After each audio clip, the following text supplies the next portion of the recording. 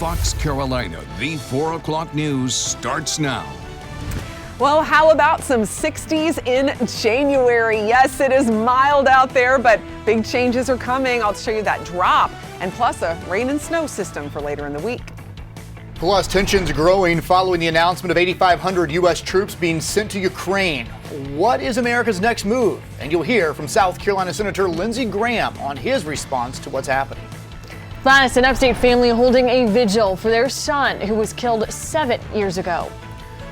But we begin with breaking news. It is a heartbreaking story developing out of Lawrence County. We can now confirm everyone involved in a head-on crash this morning near Fountain Inn has died. 4 victims total. We can tell you Scuffletown Road just opened back up in the last hour or so. The South Carolina Highway Patrol and the MATE team, the reconstruction team, along with the coroner, has been out there investigating this crash. This has been a scene since about 9:30 this morning near Highway 418. We do have our own Jarvis Robertson out there. He is working to get us some new information. But again, we wanted to let you know that Scuffletown Road is back open. A lot of you travel that road near 418. But sadly, we can now confirm all 4 people involved in that crash this morning have died from their injuries. We'll have much more on this story coming up here at 4, 5, and 6. And breaking news out of Anderson County, a death investigation is underway off I-85. The sheriff's office says some DOT workers stumbled upon the human remains this morning. This is a look at that scene around lunch. We're told the remains were found in a wooded area just off I-85 near mile marker 29. As of this hour, the coroner has not identified the person. And take a good look at your screen right now. The Greenville Police Department needs your help finding Jada Cobb. She's only 14 years old. She was reported missing along Caledon Court off Pelham Road. Now, she was last seen on Monday. She had on a yellow hat, a white tank top, a jean jacket, and some gray sweatpants. If you know where Jada Cobb is at this hour, you should call Greenville Police or 23 Crime. All new at 4, a baby girl was surrendered under Daniel's Law last Friday. It happened at the Lexington Medical Center. Officials say the infant was born the same day she was surrendered. A permanency planning hearing will be held sometime in March. And this is the first Daniel's Law baby surrendered in South Carolina this year. And as a reminder, the SC Safe Haven for Abandoned Babies Act provides a safe legal option for babies up to 60 days old. Happening today, the family of a teen killed 7 years ago will come together to honor his memory. A vigil being held this year and every year on the anniversary of Kobe Smith's death. But this year it's a little different. Fox Carolina's Lindsey Gibbs has more on why from Greenville. After 6 years of no arrests, today on the 7th anniversary of Kobe Smith's murder, there are suspects behind bars. This is a photo of the victim, 16-year-old Kobe Smith. Today, the annual vigil of the teen's death will focus on educating children about safety at night and gun violence. You can see video of previous coverage of vigils in years past as Kobe's family honored their loved one. This is the first year Kobe's mother attended, overwhelmed with grief of losing her son. We were at the scene after the 16-year-old was found shot to death at an apartment complex just off the Swamp Rabbit Trail in Greenville.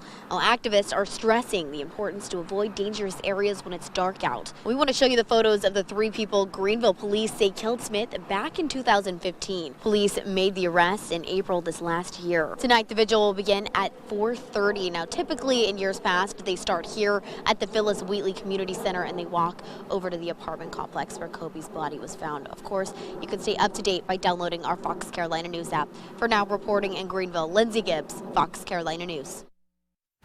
Well, we do want to check in with Chief Meteorologist Kendra Kent. A beautiful day out there considering it's the end of January. It's hoping to dry some things out. I know a lot of people still have that muddy yard from the snow melting. Yeah. It's a little muddy out there, but hey, it feels like a little glimpse of spring at least. Don't you know the car washes were just overrun jammed today. Finally warm enough where it's, not too hard to, or maybe you've just done it yourself. It's in the 60s in parts of the upstate. So, I mean, it would certainly be possible to get out there and suds up the car, get all that salt off of it. Oh, we have some clouds, but despite that, we've still been able to warm up nicely. We're getting a cold front today, and that's going to help to drop temperatures later on. But for right now, we're still enjoying that mild weather at Clemson University. It is 62 currently in Greenville, 52 in Asheville. A cool air beginning to take over across western North Carolina. You can see 48 in the Hendersonville area, but as we know, it gets hung up in the higher terrain and takes a little longer to get down here into the upstate. So enjoying that 59 in Anderson and 62 in Gaffney.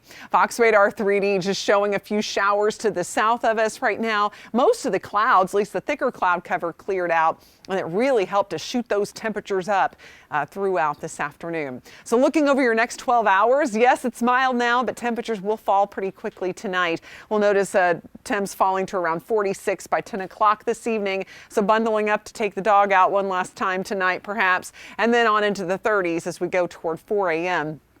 So waking up needing to bundle up those kiddos again.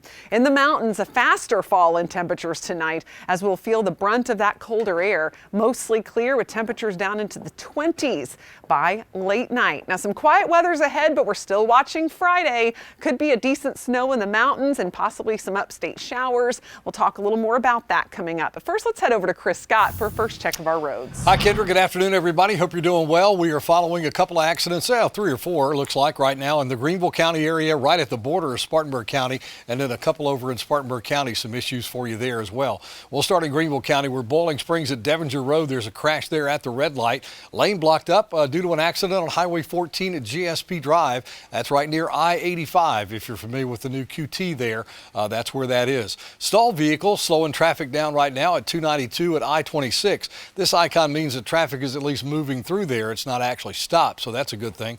A lane blocked up right now with an accident at Cannon's Campground Road at South Carolina Highway 110 as well. Our travel conditions at 85 at Pelham Road already starting to slow down here in front of our station at Pelham Road exit 54. Chris, thanks. A developing story now. The White House providing a series of classified briefings to congressional leadership aides and committee staff today as President Biden weighs his options over possible responses to Russian aggression against Ukraine. In remarks to reporters, the president said the U.S. and NATO are not likely to respond with military force, but also warned President Vladimir Putin that he will face severe economic consequences should Russia choose to invade. Chris Wynn is in Washington with the latest. With few signs of diplomatic progress, the U.S. is preparing for a potential Russian invasion of Ukraine that officials warn could be imminent. There will be enormous consequences if he were to go in and invade. As Russian troops mass on the Ukrainian border, up to 8,500 U.S. troops are now on heightened alert for a possible deployment to Eastern Europe, while NATO allies are sending jets and ships to the region. We have no intention of putting American forces or NATO forces in Ukraine.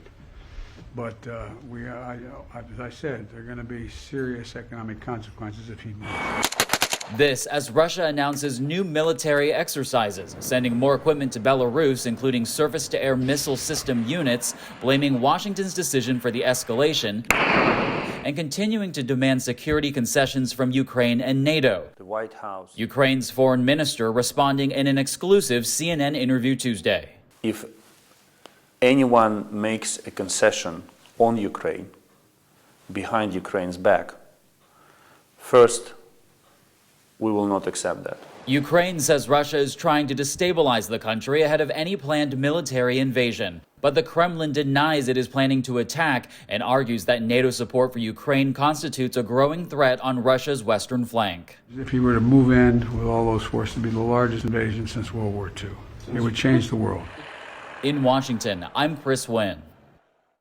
Now, we did catch up with South Carolina Senator Lindsey Graham today, and he says the president needs to send a message to Russia. I totally support sending 8,500 troops to our NATO allies in the region, because one of the reasons Putin is doing this is try to get NATO to back off. Well, the signal I want to send is we're not going to back off. The more provocative you are, the more resolve we'll have for NATO. And of course, this is a developing story, and we'll update you as it unfolds. Fox Carolina is committed to you, and we're telling you about some job opportunities in the area. Lockheed Martin says it has a backlog of more than 100 fighter jets. So now they're looking for people right here in the upstate to help build them. Fox Carolina's Grace Runkel visited McAllister Square with the details on this job fair. Lockheed Martin is looking to hire 300 people by the end of the year to work on their F-16 fighter jets, and they're kicking off that effort with a massive hiring fair here at McAllister Square. Doors opened at 8 this morning. Colt Drake was one of the first candidates inside. The company is looking to hire in 3 categories: structures mechanics, avionics technicians, and A&P mechanics. More than 200 people registered for the event ahead of time. A spokesperson says they're having to come up with new incentives to stay competitive. So there's a $2,000 sign-on bonus for anyone hired today. But Drake didn't need any convincing. 35% of Lockheed's Greenville employees are veterans, and he wants to be one of them. Being Army aviation, we worked hand in hand with Lockheed a lot. If you couldn't make it out today, don't worry. There are still plenty of jobs available at Lockheed Martin in Greenville that you can apply to online.